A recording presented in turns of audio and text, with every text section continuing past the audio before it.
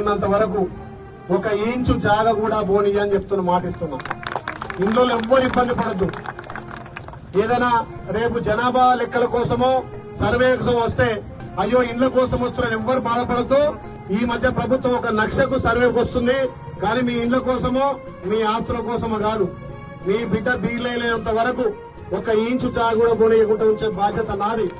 MLA రాగానే ఇక్కడ 70 ఇళ్లు పోతాయంటే జంగాలై నిలబడి కూర్చొని ఒక్క ఇల్లు కూడా బోనియలే. ఉన్న దాంట్లో రోడ్డు చాలని చెప్పి రోడ్డు పోకుండా కాపాడిన బాధ్యత మీ బిడ్డది. ఆ రోడ్డు కూడా వాళ్ళు ఇచ్చిపెడితే అప్పుడు ఏకపోతే ఈ రోడ్డు కంప్లీట్ చేసిన. ఇలా ఈ రోడ్డు అధ్వానంగా ఉందంటే వాళ్ళు డాంబర్ వేస్తే పోతుందని చెప్పి సీసీ రోడ్డు మంజూరు చేసి సీసీ రోడ్డు వేసిన. మీరెక్కడ కూడా భయపడద్దు. ఒక్కరిని కూడా గుంట జాగాలు గజం జాగ కూడా పోనీయకుండా కాపాడే బాధ్యత నాది. వాళ్ళ ప్రచారం నమ్మొద్దు దయచేసి. మా ప్రతిపక్ష మిత్రులు కూడా అర్థం చేసుకోవాలి.